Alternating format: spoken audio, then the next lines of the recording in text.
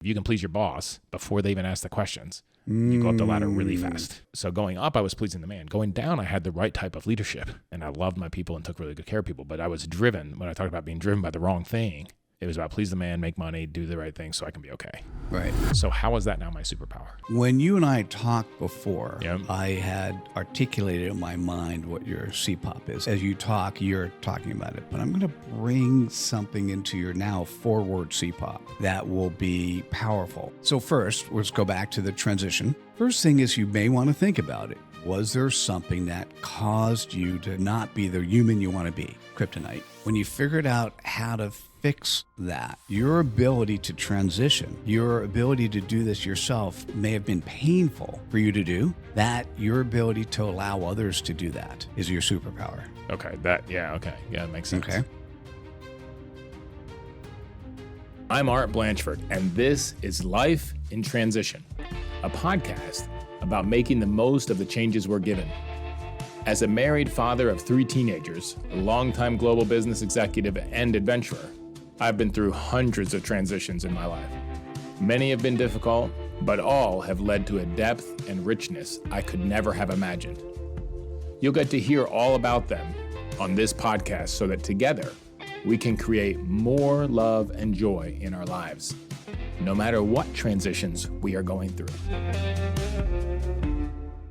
So welcome back to Life in Transition podcast. I'm really excited to have another face-to-face podcast episode going, and a great guest, Mitchell Levy, who is with me today, joining me all the way from Silicon Valley. I really appreciate that. And Mitchell is a global credibility expert. We were just having this conversation off the mic that this is really what his expertise is, and I really appreciate you bringing that today. Most welcome to Life in Transition. It's great to be here. It's great to see you in person. Oh my God, it's so much harder when you're looking at, you can't look at the screen and you're looking at the camera, but here's a human. Yeah. And there's a mic right in front of me and I see your eyes. I'm like, oh, wow, this is very intimate. Yeah, no, and that's what I like, right? Bringing these kinds of real conversations as we were talking about. And there is a physical energy between people when you're co-located that's stronger than if you're just looking on a screen. I'm going to say yes. Art, I'm curious. I could feel that energy when I'm over Zoom. Mm-hmm. So when somebody's in flow and I'm feeling like I could feel their excitement, I feel that energy. Mm-hmm.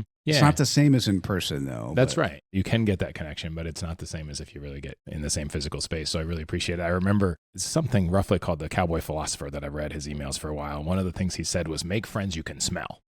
Right? Not just that you talk to on the phone. Sounds like the Cowboy Philosopher type statement. Yeah, okay. But it's really good. But thank you so much for being here. I really appreciate it. And one of the things that folks... Wait, does that mean I need to check my underarm deodorant? I'm not sure. No, we didn't greet each other that way this morning. Okay. It was just a handshake was fine. But obviously a lot of people looking for clarity going through transition. And that's what this is all about. But I'm wondering, like in all of my conversations, I'm really connecting with the person and not so much what they bring. So I'm going to start with the question I always start with, Mitchell, which is what has been a really significant, meaningful, maybe difficult. We were just talking about our children right before this and some difficult times that they might be going through, but a really meaningful, purposeful, difficult, transformational transition that you have been through yourself. Wow, there's so many. So let's see. Trying to think about, there's the big ones, the calm going away. So my business going to zero. So I got 2 of those. Okay. I mean, so we could cover either of those. Marriage, been happily married 35 years. So that one is, thank you. Awesome. That one is, we set up ground rules up front and we stuck with them. Let me peel into that one for a second because it feels like something's there. So I've been married 30 years, so I'm still a newlywed compared to you, but doing okay. It's still a good number. But setting up ground rules, like a lot of people when they're thinking about getting married, it's all flowers and roses and love. And you're saying you set up ground rules and we're still following them. So tell us a little bit more about that. Like what has made this marriage successful for you and how have you used that and kept life and agreements at the same time? So the most positive, so I'll give you 2 from 2 angles. First is we both recognized that it's important for us to have each of our individual lives in addition to the together life. Yes. So there are 3 lives in this household. Yes. And we care about all 3 lives. Right. That's probably fundamentally, that's the most important. Right. The second thing is before we were married, I'm sure we were engaged, we had a verbal fight. Mm-hmm. And we went to bed mad. Mm-hmm. And we woke up and we both looked at each other and we said, let's not do that again. Right. Right. Okay, so here's what we're going to do. If we are mad, first, let's not raise our voices. Right.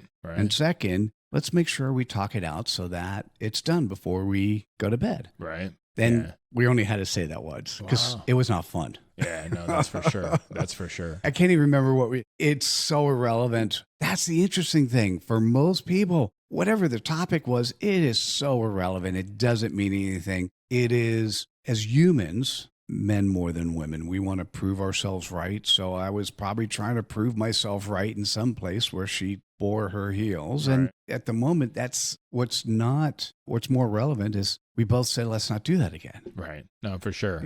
For sure. Something triggers you. It's not really about that event. It's just something that's triggered. And I've been rereading Michael Singer's book, Living Untethered, for the second time this week. Another 100 coaches. No, wonderful insight and wisdom there. But he talks a lot about clearing our space and not being triggered by subscaras, or the Hoffman process calls it, patterns, whatever you want to call it, but to clear those out so that we can really be with people. But I love what you were saying about recognizing the three entities, that you have yourself, she has herself, and then you have this entity called being in relationship with each other, and making all three of those important. Oh, and by the way, when you have kids, then everything, all that goes out because those three get thrown out, and then the kids become number one. But gotcha. Well, and hopefully you keep those three going, and you complicate it, you square it. Yeah, they don't actually get kind of thrown out, but they become the slightly less important. Yeah, there's a lot of other things that you have to focus on. But what I'm curious about is how do you said caring about all three of those things. So caring about yourself, caring about her as an individual, and caring about your relationship. What are some examples of how you did that, or how you do that? I'm in Silicon Valley. Yeah. We've been here for 35 years.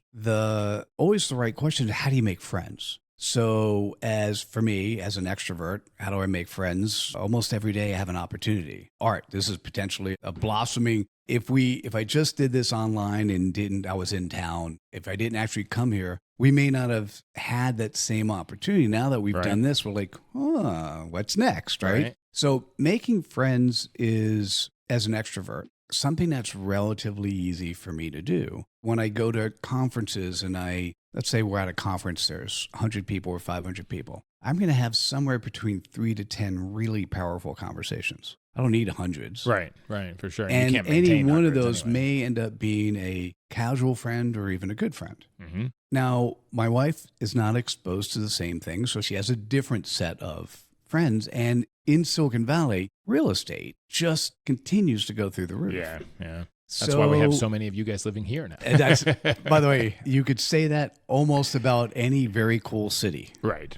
I always get, at least at one time during the conversation, some slur thrown at me. One of you guys, right around the corner, you know this person, right? So what's interesting is, as my wife's local friends have left, and she'll stay and maintain relationships, but as her local friends have met, all of a sudden the radar comes up for Mitchell, like, how do we make sure we get more local friends for you? Mm-hmm. And that's me, like the first, can't do that daily, obviously, or even weekly, but every now and then I sit back and I go, okay, let's look at the register. Who's leaving now? Right. All right, who are we replacing that person with? And it's having enough recognition that for her, whatever, you and I are the same, okay? You and I are the same in a very interesting way. You reach a point in your entrepreneurial career or in your work career where you don't actually have to work anymore. But if work equals play, if you decide to do the things which are fun, you keep doing it. Right. Now, the measurement of success happens to be money of some sort. Yes. There are other measures, and we might be able to talk about those. There are other measures, but money seems to be the one, because if somebody is willing to pay you, even if it's $1,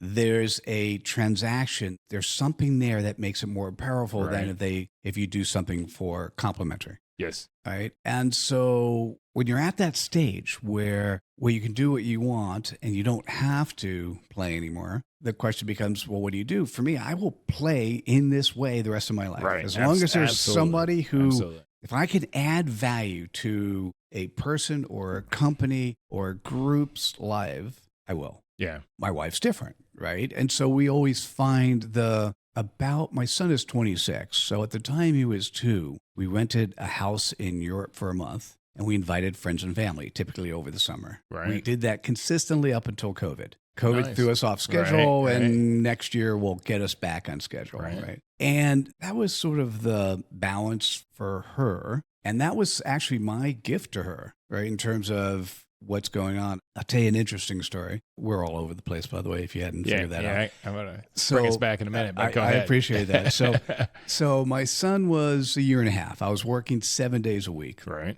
And I'm thinking, man, I'm not seeing enough of him. And I think you and I are the same. When you sit with somebody, you ask questions and you learn more. And I thought, somebody gave me an idea. I'm like, oh, I like this idea. And so I go to my wife and said, I have a present for you. She goes, okay. I go, I'm going to take every Sunday off and spend time with Duncan. We're going to officially call it Daddy Duncan Day. Now, she immediately looked at me. Look, I could even see the smirk on your face. I was ignorant. I thought this really was a gift for her. She looked at me and said, honey, that's the gift for you. What about me?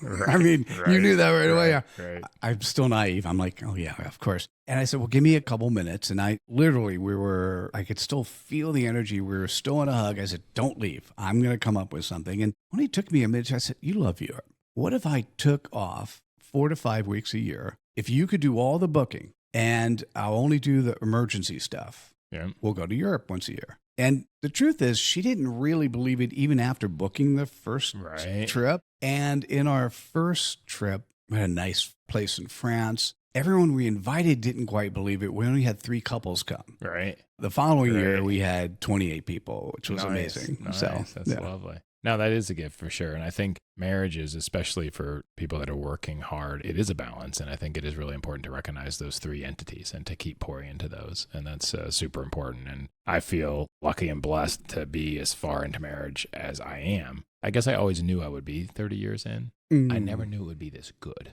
30 years in, to be honest. What makes it for you? I know what it means for me, but what does it mean to you? This good, what does that mean? It means to still be an authentic connection, right? To have the courage on both of us. Like we never let it go long without where one of us feels disconnected without the other one speaking up, even if it's uncomfortable, even if it seems dangerous, even if it's going to upset the other one, so that we come back into authentic communication. And then I guess another principle that we have, and we talked about this before we got married, what our key values are, our top 3 values for each of us, and personal growth, spiritual growth is number 1 for me, it's number 2 for her. And so we support each other on that path. And that's also sometimes uncomfortable. But when we break through the uncomfort, then we come back to this, and this is the third part, this awe and wonder and appreciation for each other. I think for a relationship to keep its magic, it needs to have, I need to put my spouse a little bit on a pedestal. I need to see her with awe and wonder, like a Ming Dynasty vase, like, wow. And I still have that. We've been married 30 years and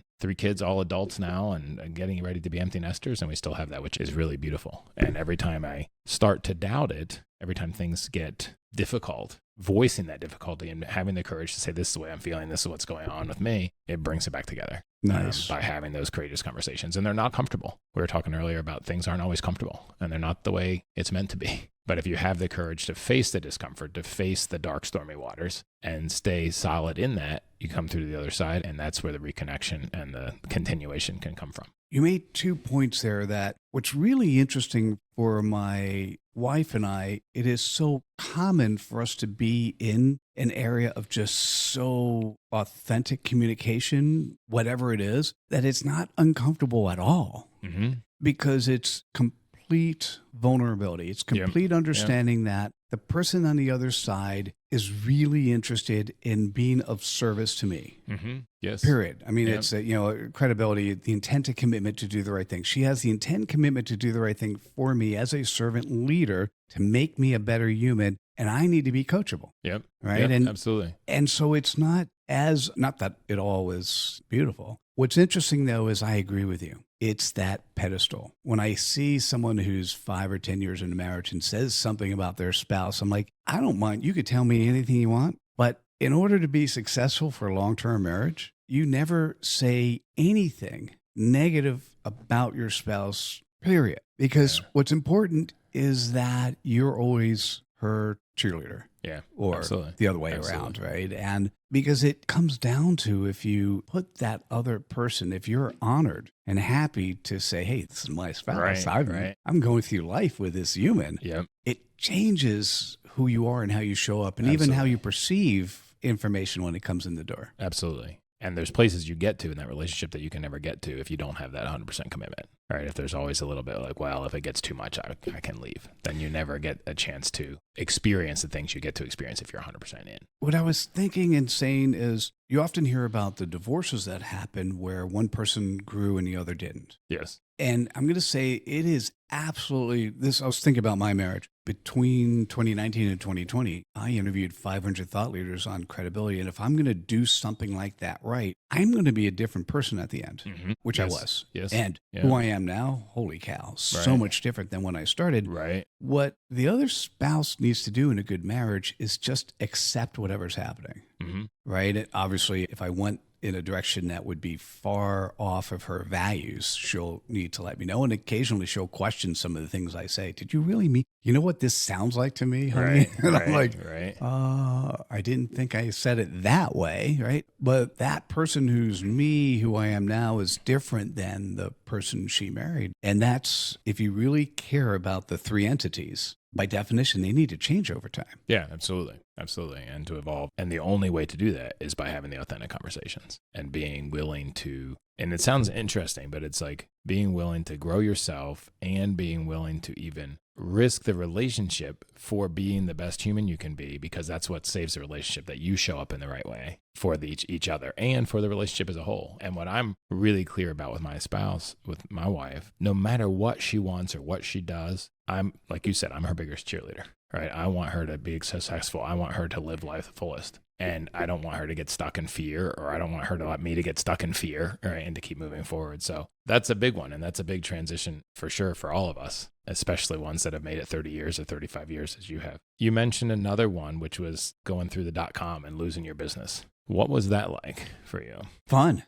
Well, tell me more. It's a wild roller coaster. So I was working at Sun Microsystems up until 1997. Okay. The .com was there. There was a company, I think it was Accenture at the time. They might have been the Arthur Anderson before they became Accenture. I remember Arthur Anderson, yeah. One of the managing partners went to a meeting I was at and stood up and said, if you could spell the word e-commerce, we're hiring. Right. And that was the time. Right. It was money was falling off the trees. So I created an e-commerce management consulting firm. And out of that came a number of businesses. I started e-commerce management program, a professional development program out of San Jose State. I did a CEO networking group, all sort of professional services firms. And it was amazing. The money was flowing. 2000 was our biggest year to Europe, because when my wife said, can we do this? Let's keep going. By the way, we decided not to do that again, but it was a little bit too lavish. And I was king of the castle in 2000, right? Because as many of us were. And then the .bomb came. And just to be clear, for those who can't remember that time frame, the world was even saying Amazon's going to go out of business. Right. It's hard to imagine today, but there was the investment community had divested so much in Amazon. There was that thought process. Going through the trough of disillusionment at that point, right? So what was interesting, I'm always a big fan, if you're running your own business, to have multiple revenue streams. Right. So during one of my executive business programs, one of my students came to me and said, hey, Mitchell, I'm creating a CEO networking group. I tried it once. It didn't work. I need you. By the way, we all want to hear stuff like that, right? Sure. And he goes, you don't have to do any work. By the way, CEO networking. I'm like, okay, I don't have to. You can't do a networking group without doing work, right? We're creating a CEO network. You don't have to do any work. I'll give you a third of the business. I'm like, okay. All right. Done. At the time, I was the primary rainmaker, and the dollar amount was like $60K a year. And it was so small compared to everything else. I was about ready to jettison it. Right. And then when everything else went from really large numbers to either almost zero or close to zero, I'm like, $60K. This is pretty cool. Right. It pays the bills, right? So that was really, for me, the first time that what I was doing went away, not for anything that I did. Right. For those people who are working at companies and you get fired or you decide to quit, it goes away either because you don't have a choice, or I was at a startup when I first went to Silicon Valley. They ran out of money. I didn't have a choice. But to actually see a marketplace completely transform. When I was running the executive business program, to see the classes because people were flying from around the world to Silicon Valley to take these classes. Right. I had emails. I can't find them anymore because it's so long ago, but I had emails of people saying, hey, Mitchell, I tried to get in your class. I ran the introductory class 3 times. Tried to get in your class. We capped it at 50. I couldn't get in. I'm going to get in the next one in a couple of weeks. I was like, it was amazing to see the classes go from 50 to 35 to 15. I mean, phenomenal learning opportunity because we had 30 instructors. I went to all of my instructors' classes as well. So I was learning with the students. Right. Each and every time. And to see the quality of education based on the size of the room and how the engagement would happen was so phenomenal. So for me, sitting back and looking at seeing my business go to zero. By the way, the second time it happened was with book publishing, right? When I started my book publishing companies in 2005, I knew. So the first time was .com and then .bomb. Right. Yeah. And you went from making a very, very nice income to like things that had maybe even a lot of book value disappearing. Right. And your income going as a whole almost to zero, besides the CEO networking group. What went on for you during that time? Did fear come up? Did uncertainty come up? What happened for you during that time? Whether it was naivete, it wasn't fear. Okay. But clearly uncertainty. Right. Like what's next? What do I do? Where do we put money? The real luck is that I was sitting there with $60,000 coming in revenue stream. Right. So that was really a lucky opportunity. So you could keep buying groceries while you figured out what's next. Yeah. It was that when one's parents would always talk about the rainy day fund. Right. I'm like, oh, we really needed a rainy day fund. Right.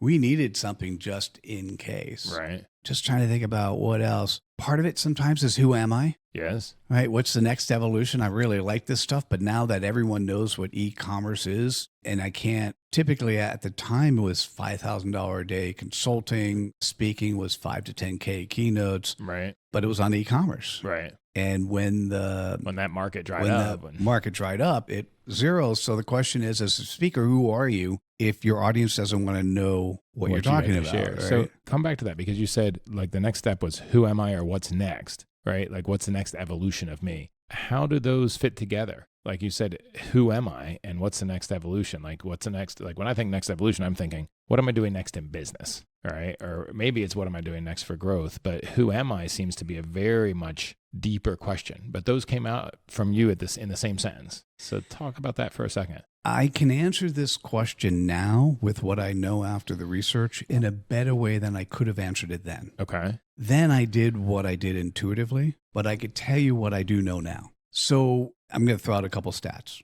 Okay. 90% of humans are born, live, and die without ever knowing their purpose. Sure. And 98% don't have clarity. Right. Okay. So the who I am is often equated to your purpose. Okay. Interesting. Okay. So that. But I want to know if you were tracking so far before I make that next statement. I wanted to, because I mean, who I am is my purpose. So I don't know. So by the way, I love this. Tell me why you think those two are the same, because I feel a difference for myself. Yeah, there's things that I'm meant to do, but there's also this thing about who I am. Like what's really, and this gets very deep now, it's like, what is my spirit? What is my soul? Like who am I? How am I being? Right. So I have a prayer and journal practice that I do every morning. And the thing that I ask God first after praying for others is, what do you want me to be today? And then the second is, what do you want me to do? So I see those as different things, but I feel like the doing isn't, there can be a lot of doing that's either right or wrong, if you will. It's either effective or not effective, depending on how I'm being.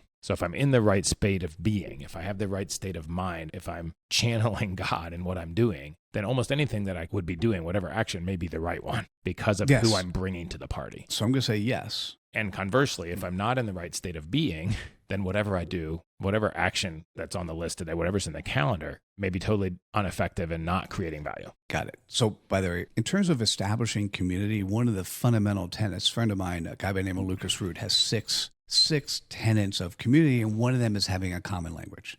By me asking you this question, I now have a common language of what you're doing. So I'll say it again, but in a different way. This amorphous concept of purpose is so elusive. I'm going to say I'm not going to touch that. Okay. Okay. It's sort of like, as a book publisher, we've published over 750 books. And there are people, when they do their first book, they want to write the book. Right. The book that's going to sell off the shelf and make them a gazillion dollars and will be talked Change about humanity and change humanity. And often when I work with that author, I said, you know what, we're going to put a book out first, even though it's going to be physically your first book. Call that your second book. And the other book you could do at some point in time. Then once they get the first one out, they're like, oh yeah, you know what, I don't really need to do this other book, right? So the same thing I'm going to say is true with this amorphous concept called purpose. Mm-hmm. What I will say, though, is what's important is to articulate the playground you play in. Yes. Okay. Yes. The playground is something where I'm going to say, and this is, I'm going to throw a couple concepts together. First, it's your frequency. It's the vibrational energy which your body vibrates at. Second, I will guarantee you could say it in less than 10 words. Right. So that's the formula that I have. And if you can articulate the playground you play in, right, how you actually play in your playground, like you said, when you wake up in the morning and you're doing God's purpose, it is how you are executing on your purpose today. Right. Yeah. I mean, and that to me is the frequency. What energy are you bringing to it? How are you showing up? That is that frequency. I want to change the word. I'm going to change that a little bit. I think the frequency is the vibrate, like our frequency, because we're now at a state where we're definition. Our frequency has sort of said, oh, wait, let's make sure we get aligned again. We're not as aligned as we were at the beginning of the conversation when we're talking about our spouses. We were like, oh my God, it's so cool, right? Frequency is when you think about, and I'll just give you who you serve. So my thought process is simply and it's this concept I have, I call it a CPOP, your customer point of possibilities. Yeah. It's who you serve and either their pain point or pleasure point. Yeah. That's the playground you play in. Right. And when I can pull that out of somebody and then all of a sudden they go, yeah, that is me. It's sort of you sitting down and journaling and going, okay, what does God want me to do today? It needs to fit within the container. It needs to fit within the playground of who you think you are. Yeah, for sure. For sure. Or in this case, who God may have said to you who you think you are. But at some point in time, you're going to say to yourself, okay, there's a playground of what I play in. What am I going to do to play in that playground today? Right. When we have the clarity, and that's what I do with this CPOP, less than 10 words of the playground you play in. What comes after that is magic. Right. So here's magic being the sense of like the effectiveness of a laser versus a light. Is that what you're saying? What comes after that is magic? If you get that clarity of having fewer than 10 words about what is your purpose, what's your task, where are you playing, what playground are you in? Then you say the magic comes after that. What is that magic that comes after that? Now the magic happens, and let's say without any incremental support for 10% of the population. Okay. Magic happens because you now have a North Star. Mm-hmm. You could wake up every morning with a North Star. You have a compass that will affect the decisions you make. And if the compass is affecting your decisions, and then you're demonstrating behavior that's in alignment, you're coming across as a very credible human. Because if the words that you say are in alignment with how you show up online, so you update your website, you update your social media,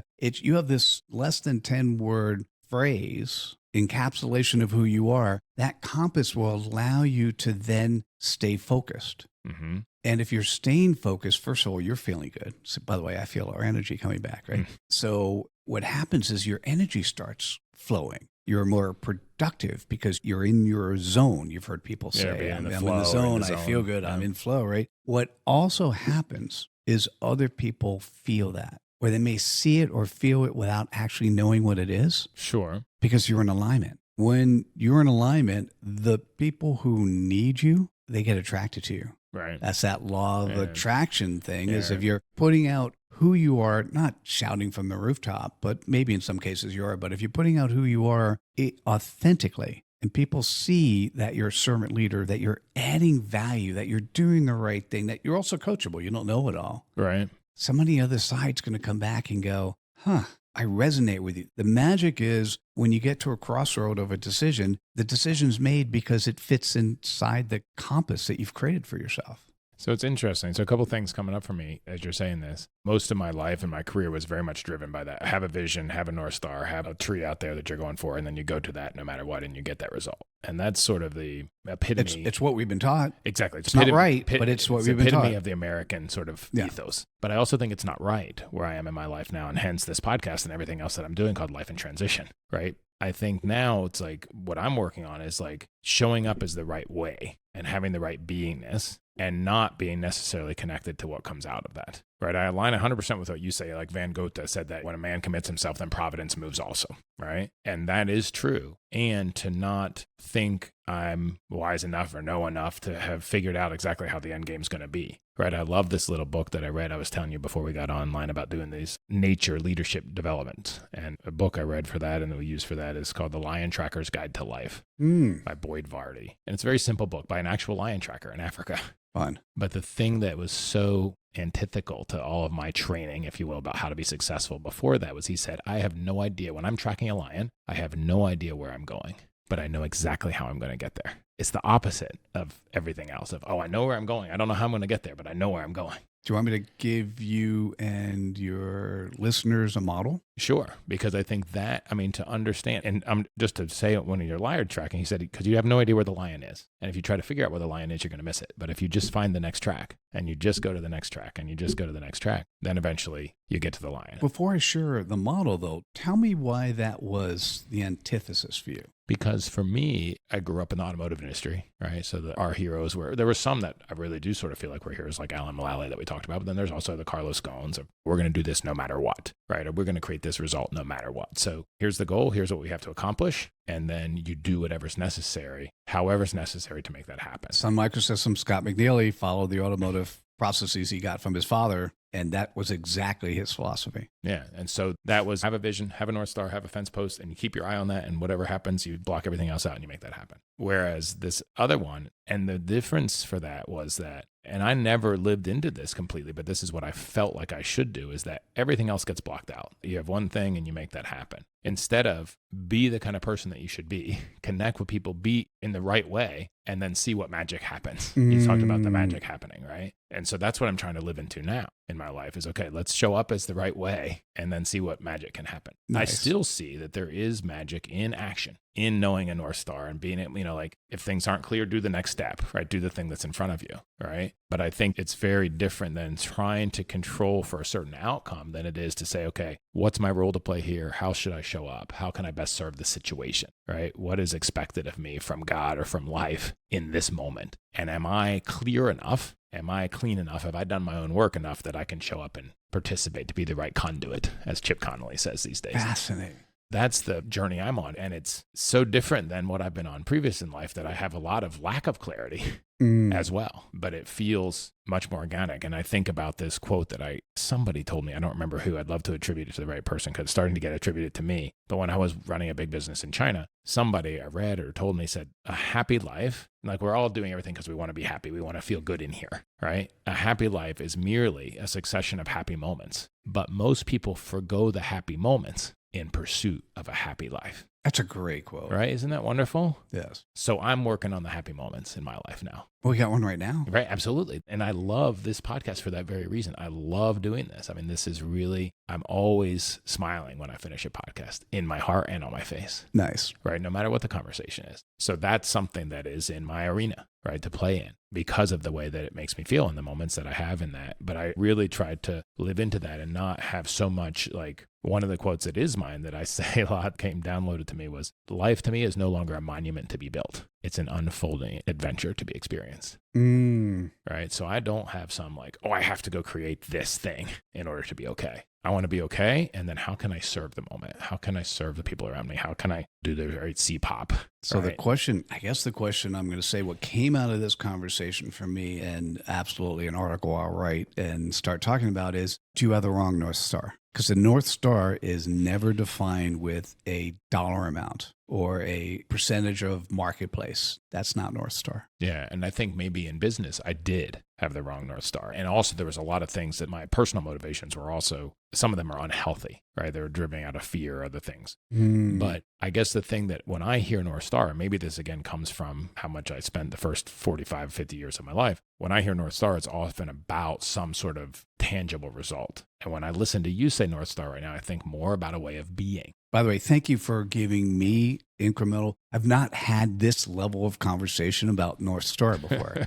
So you're actually giving me clarity by listening to how you react to the words that are coming out, and it'll give me more time to think and process. Yeah. And part of it is probably the natural cycle of where I am in life, right? If you read Arthur Brooks or David Brooks or Richard Rohr. There's a lot of re-examining things at midlife. Right. That's one of the big groups that I have that I work with is midlife mastery, mastering midlife transition. That happens at this point in life. So there may be times when it's just see it, go out and do it. And I feel like that's not how I want to spend my second half. And what I'm trying to help people to see is as life brings us transitions, as how do we make the most of those in who we are, and how do we live in what Michael Singer talks about, live surrendered, right? Live in a way that's, not in depression because we're not doing anything, adding value, but at the same time being open to the outcome. Right. And not thinking I have to have X, or Sri Kumar Rao, he talks about it like, and this maybe it comes to your point. If you are a writer and you write because you are a writer,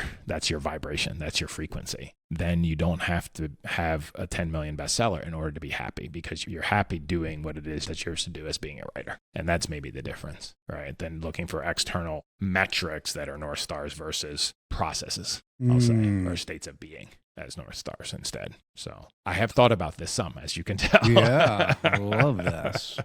So bringing it back around with your expertise in this area of credibility and talking about, linking who you are with what your purpose is, what do you feel for people going through transition, which is his audience for this podcast, that are questioning maybe some of the things that we've been talking about? What would be a tool that you found is really helpful for you when you're going through change that you would recommend that anybody can use and they could start with now when they're listening to this podcast or right as soon as they finish up? What's something that you would recommend? Oh, perfect. Got that answer. I can give you this one, but I'm going to make it up as I'll say it differently because of this conversation than I've ever said it before.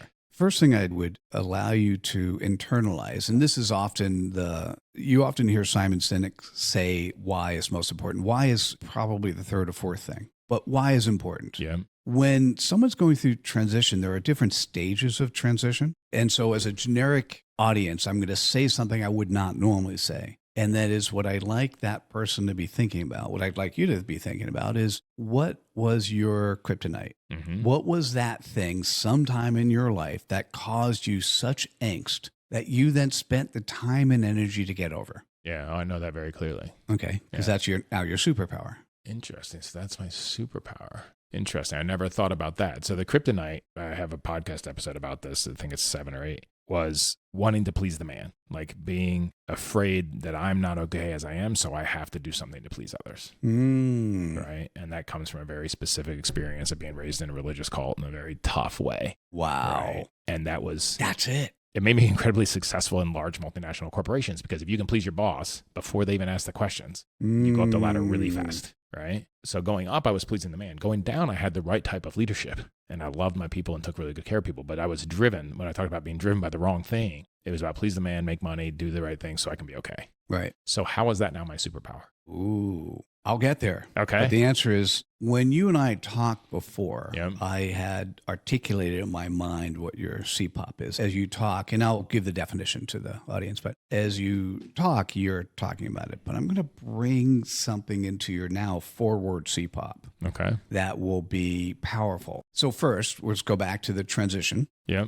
First thing is, you may want to think about it. Was there something that caused you to not be the human you want to be? Kryptonite. When you figured out how to fix that, your ability to transition, your ability to do this yourself may have been painful for you to do. That your ability to allow others to do that is your superpower. Okay. Okay. Yeah, that makes sense. Okay. Yeah. So the thing that I would like to say to people, the formula for the CPOP. Oh, so let me also be clear. I will give away the secret formula. Great. Give away the secret formula, because if I give this away to 1,000 people, I have over 1,000, 10% will get it and know what to do with it. Right. All right, I can't tell you if you're part of the 10%. I Right. think you are, Right. but we'll see. And it doesn't matter. 90% will be influenced by the world today and forget how good they felt when they actually knew their vibrational energy, when they were able to articulate in words how they show up in the world. Right. Right. Right? So here's the formula. 2 pieces. First is the who. Who do you want to serve? Right. In a lot of cases, it could be who you were. Right. If you don't mind, I'm going to give you 2 words for who do you want to serve. Executive pleasers. Yeah. Right? Yeah. Like, I didn't have the pleasing word before because when we talked last, I didn't ask you about your kryptonite. Right. I knew there was something missing. Right. by the way, you're helping me understand that I may also need to ask about kryptonite at some point in time, but you need to get to a level of authenticity where people really feel comfortable sharing. Right. Not just sharing, but also they're internalizing what their kryptonite really was. Yes. Right. So 2 of the 4 words of your CPOP is executive pleasers. Right. So the first component is who. Yep. The second component is what. Mm-hmm. And by the way, who plus what equals where. Right. So the who plus what equals where you are executing on your purpose. Right. Okay. So the what is either the pain point that they're experiencing or the pleasure point they want to reach. Right. Ideally both. Ideally both. For instance, for me, I list both. I'll share with you, before I share your 4 words, I'll share with you at the moment, my 8. Mm-hmm. Okay. And my 8 has a little bit of both. In 80% of the time, we follow the marketing rule of talking about pain. Right. Okay. In your case, I actually think it's pleasure that we want to talk about, because when you have an audience that you serve that has an ego, you don't talk about pain because they won't accept it. Right. And one of the things when I think about it, because I have defined this for me, like who I'm serving, and in the narrowest sense, it's already successful business people who are wanting something more. Right. So that's going toward the pleasure, right? They've done all the things that they think they should do. It hasn't gotten them the feeling that they want to have. So now how do I get the feeling that I want to have? That's not necessarily a bad CPOP. I'm just going to condense it even and make it more focused. So let me share mine. So remember, it's the who and the what. Right. First of all right, I'm going to say I've never thought that I would serve this very minute audience. But what I needed to do is pick a vertical. What I do with clarity is very wide. Right. But if you think about Jeffrey Moore crossing the chasm, he says, pick a bowling alley and then pick another. And so I actually have 2 before I go wide. And the first one is, and this is the CPOP, coaches who've created a job, not a business. Right. And so what often happens when you share that CPOP, now, so by the way, at the moment, that's my North Star. If you look at my website, you look at my social, it's all focused around tailoring to that audience. When I speak, it's all focused around that. And what's really interesting is if you're an exec by definition, if you are a good exec, you are also a coach. Yes, absolutely. Right. So almost everyone in humanity is a coach. They may or may not recognize that because it's not what we've been taught. I'll give you that. Absolutely. Right? Yep. So the way when you talk to somebody and you share that, so for instance, when I would share that, you could be one of 3 people. You could be a potential referring partner. You could be a potential client, or you could be someone who doesn't care. Right. Doesn't mean you don't care about me. You just don't care about that playground. You don't care about where I'm executing on my purpose today. That's really okay. It's not offensive to me. Not everybody's going to do that. Yeah. Right. So if you're 1 or 2, the most natural question is tell me more. Right. So coaches who've created a job, not a business. Let me tell you a little bit more. Right. Coaches, consultants, small businesses with 1 to 2 primary rainmakers typically are really good at what they do. Let's just assume we're talking to that crowd. Right. They've actually been certified to transform a company or an individual from A to B. Right. What they suck at is running a business. Right. Having a good referral network, having clients and leads come in on a continuous basis. There's always the have and have not type basis. Right. So our solution, we have a done with you program. They get a coach, they get access to a mastermind, they get leads on a weekly basis, and we help them just have a consistent flowing business. Right. That tell me more was less than a minute, but you're like, oh, Mitchell, I get it. Right. I know how to recommend you. Yep. When you are that clear on, you could call that your North Star if you want, but if you're that clear on the container, on the playground you play in, the service. When somebody talks of what they do in the playground, and notice very little was what I did. Right. It was just sort of making sure we define the audience. For you, it'd be executive pleasers, right? So I'll do your CPOP and tell me more, right? So what's interesting is the incremental level of credibility I'm given because I have such clarity on where I'm playing today. Right. One of the people who came to, once a month, I do clarity sessions, 90 minutes long. One of the people who came has a community of fractional execs. I think it was 18 paid execs, 800 free. He comes to me afterwards in our one-on-one. He goes, Mitchell, fractional execs need clarity. And so he invited me to his free event, and there were like 60, 80 people in the room. And I went to 2 of them, and I go, Paul Jones. And I go, Paul, what's really interesting is fractional execs are exactly the same as coaches. I mean, in terms of what I do, right? Exactly the same. Right. Same problem, same issue, same. So Paul is helping me come into the fractional exec world. That's my second vertical. Right. Once I do those 2, I'll go horizontal. Right. Okay. So coming back to the tool that anybody can use from here that's in transition. So we started with defining the CPOP, like who is it and what's the point, right? What's the plan of pleasure? So I will, oh, sorry. You had a question. No, I was presupposing what it was. No, I want to bring this around to people that are listening and they're thinking, okay, I don't have a lot of clarity. I'm going through transition. How do I find it? Okay, first is who, and to find what was my kryptonite in the past, and how do I inverse that or take care of those people because of what I've learned, because of what my kryptonite was going forward. And then what am I going to do for those? Right. Either eliminate pain or create pleasure for those people. How would somebody listening be clear about what was their kryptonite so that they're clear about what is their who that they're working with going forward? That's a good question. I don't know if I know all the answers. I know when I see how somebody shows up, I could see how their kryptonite and superpower fits into what they're doing today. And so a lot of times what people can do is talk to their friends, talk to the people who really know them. That's what I was saying. thinking. What am I really... Someone that can hold up a mirror for them. What am I really good at? One of my favorite models when somebody gets their CPOP and it's in an area they have not spent time with. I borrowed this from one of my friends and converted it slightly, and I call it the 3 for 3. Mm-hmm. And so if it involves coaching, my suggestion is, well, why don't we do this? Why don't you go to 3 people who could be your client and offer to do what you do if you don't have it done yet, and offer to do it for $1 a month for 3 months. And then what you say is, here's the cost. Somewhere close to the end, I'd like a video testimonial. And also somewhere where you're feeling comfortable, I'd like you to give me 3 referrals. Mm-hmm. So imagine in that scenario, over a 3 to 6 month period, you'll have at least 3 testimonials, but maybe more. You may turn the 3 that you're doing for $3. You may turn those into clients at the end of 3 months, and you're going to have 9 other people you get to talk to. Right. And guess what? If you're practicing doing what you think you should do because it's executing on your superpower, you get to see if you like it or not. As well. And if you don't, you start over and figure out something else. Right. Now, that's a great tool. And I think those are giving people a lot of things to think about as they're going through transition. And that's definitely given me a lot to think about, which is wonderful. Let me give you your 4 words. Please. If you're ready. Yes, I'm ready. Okay. I've got my pen out here. People can't see it on the video probably, and definitely not on the listening. But. I can't. I was almost putting my pen and paper, but fortunately you gave me the cup of coffee, so now I remember. You're all firing on all cylinders. So I like the 4 words: executive pleasers, easily transitioning. Mm-hmm. Mm-hmm. 4 words. So if you're in the room with a referral partner or with your prospect, there's so many, what do you mean pleasers? You can go off. So let me do your tell me more. Okay. So if somebody said, who are you? You can't say my CPOP is, because we don't, maybe Nobody 50 or 100,000 right. people know what that is. Right. At some point in time, you will.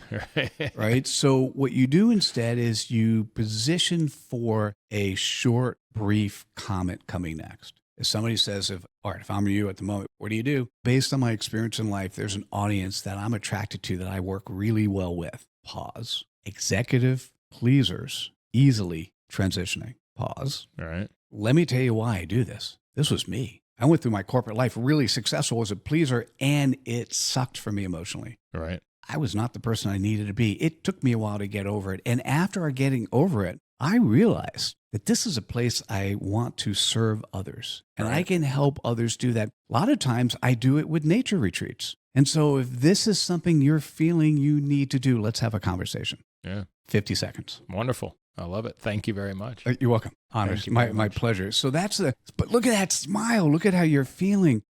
Tell me more. So let me bash something else. The 30-second elevator pitch. Mm-hmm. Stop it. Don't memorize it. Throw it away. Please, please, please. Here's the problem. When you have memorized a 30-second elevator pitch, are you speaking from here or are you speaking from here? You're speaking from the head. Yeah, speaking from the head for sure. Well, in order for somebody to relate to you, you need to speak authentically from your heart. Authentic conversations, wholehearted conversations. So I might be able to repeat the tell me more, but I certainly would never use the same words. I remember your 4 words. Your CPOP I get. It is such a cool and powerful container. Like, oh, I got that. All right. By the way, if you're trying not to think about this now, but for most people, when they get it, they go, oh my God, I need to change my website. I need to change my social media. I'm not showing up as clearly as I can. Here's the cool part. You already have a podcast that like you playing in that playground, you've already created the podcast. You just didn't realize, or maybe you did, right? The simplicity of this playground you play in is the superpower that you help cultivate for yourself. Right. No, that's really cool. It's really good stuff, and I appreciate it. And I think definitely being narrow and taking action on what it is that's right in front of us is a great place to start. And I love the 3 and 3 as well, 3 for 3 that you said. That's a fun one. Great. And I think that's also something that can be applied to, it can be applied in any new area, any new venture that anybody's wanting to work into, right? To try it. And then one of the best gifts is to see if you really like it as well, right? So I really appreciate that. Where can people find out more about you, Mitchell? So the best place to go would be my website. Mm-hmm. It's mitchellevy.com. So that's 3 L's, mitchellevy.com. Yeah. There you'll see the programs we have. If you decide you want a clarity session, you could book that. And if you decide that it's really important to put time on the calendar, you can get access to my calendar and book time there as well. From that website. mitchellevy.com. Wonderful. Are you active on social medias as well, or they can go there from your website? Oh, so by the way, just as a technique, when I talk to people, say one thing, maybe 2. The social media I'm most active on is LinkedIn, but I have a number of different locations. But you can get there from mitchellevy.com, or just if LinkedIn's your default, you can go to mitchellevy.com, and that's a good place for me as well. And we'll put all actually not mitchellevy.com, just Mitchell Levy. Yeah.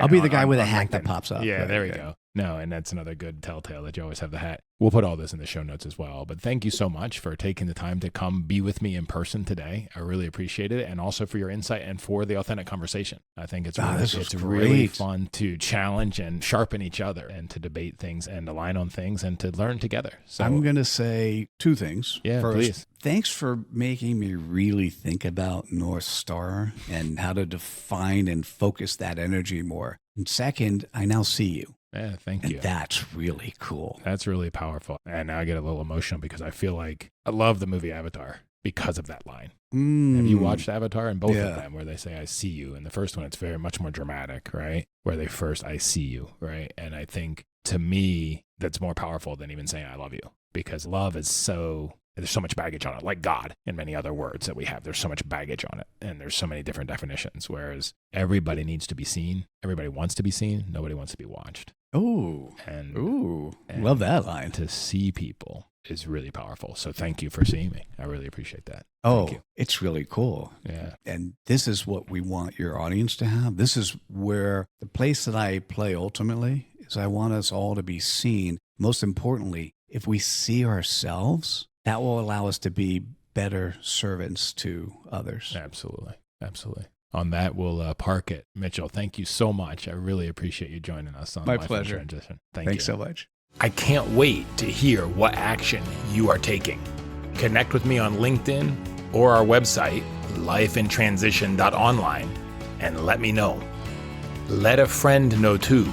It could be a huge encouragement to them and keep you on the track. Thank you so much for joining me today. Make sure you subscribe wherever you listen to podcasts, and it would mean a lot to me if you left a review and shared this episode with a friend. If you want to learn more about me and what I do when I'm not podcasting, please visit me at artblanchford.com. Thank you for listening. Together, let's make the most of life in transition.